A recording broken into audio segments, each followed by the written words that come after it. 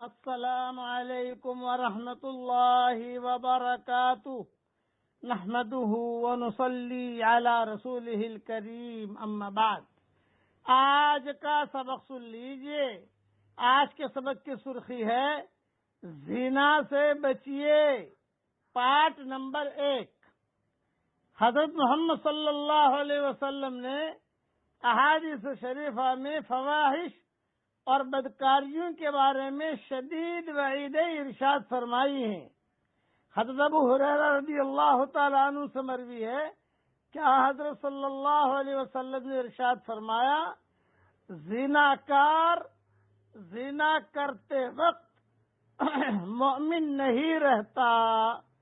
یہ حدیث صحیح بخاری شریف میں ہے اور مسلم میں بھی ہے اور ترغیب میں بھی ہے۔ اس روایت کی تشریح میں علماء کے کچھ اقوال نقل کر دیتا ہوں۔ نمبر 1، گناہ کی وجہ سے ایسا شخص مومن کامل نہیں رہتا۔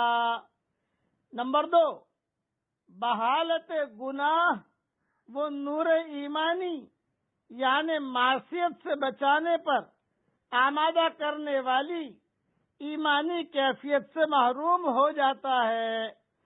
نمبر 3، وہ اگرچہ اخروی اعتبار سے مومن رہے لیکن دنیا میں اس سے مومن کا معزز لقب ہٹا لیا جاتا ہے۔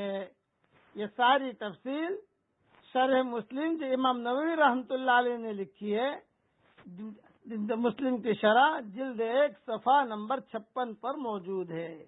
اس لیے زنا سے بچنے کی کوشش کیجیے۔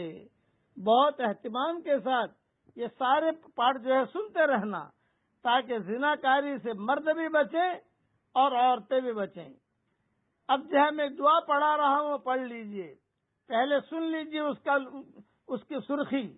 آزمائش کی سختی اور بدبختی کی گرفت اور دشمنوں کے ہنسنے سے اللہ کی پناہ۔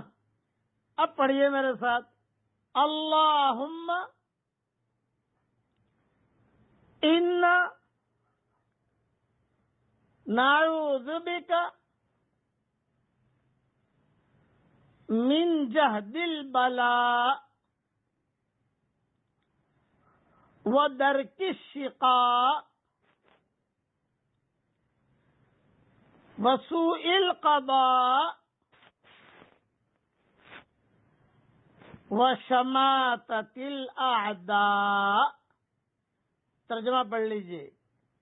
اے میرے پیارے اللہ، میں تیری پناہ لیتا ہوں آزمائش کی سختی اور بدبختی کی گرفت سے، اور اس بات سے کہ مقدرات کے فیصلوں سے میرے دل میں تنگی پیدا ہو اور دشمنوں کے ہنسی اڑانے سے۔ بخاری شریف میں یہ روایت موجود ہے، یہ دعا موجود ہے۔ اسے روزانہ ایک مرتبہ پڑھیے۔ اللہ کی ذات سے امید ہے کہ آزمائش سے آدمی بچے گا اور دشمنوں کے ہنسنے سے بھی بچے گا اور کئی بلاؤں سے بلاؤں سے بچے گا، زناکاری وغیرہ سب سے بچے گا۔ اللہ کی ذات سے امید ہے انشاءاللہ۔ اللہ تعالی ہم سب کو پاک دامن بنائے اور زناکاری سے اللہ ہم سب کی اور ہماری قیامت تک کے آنے والی نسلوں کی اللہ پوری حفاظت فرمائے۔ آمین۔ وآخر دعوانا ان الحمدللہ۔